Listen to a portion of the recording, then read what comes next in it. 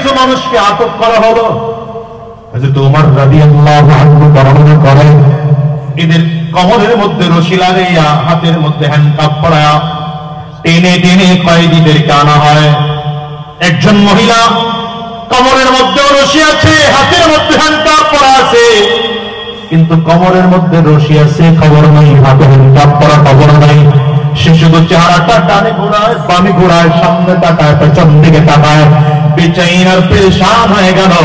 কি যেন মহিলা খুঁজতেছে, কি যেন মহিলা খুঁজতেছে। অনেকক্ষণ পরে বোঝা যায় মহিলা তার নিজের সন্তানকে খুঁজতেছে। সন্তানকে মা খুঁজে, হাতের মধ্যে রশি বাঁধা, কমরের মধ্যে রশি বাঁধা, মায়ের খবর নাই, মাকে জেলের মধ্যে নিয়ে যাওয়া হচ্ছে, কিন্তু মা সন্তানকে খুঁজতেছে।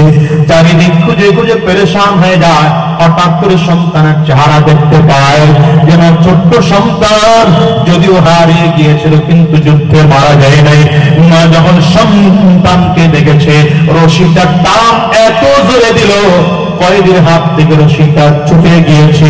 মা একটা দৌড় দিয়েছে, লোকজন বড় পেরেশান মনে হয়, ভেঙে যায়। না, মহিলা ভাগে না,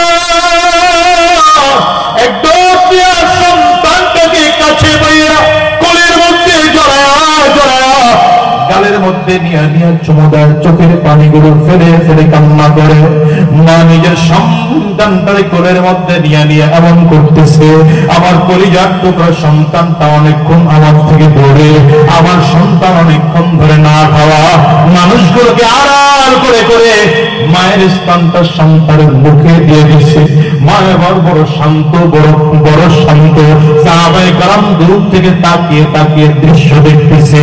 আবার নবীও দূর থেকে তাকিয়ে তাকিয়ে দেখে সাহাবায়ে কেরামদেরকে বলেন, সাহাবীরা জানো,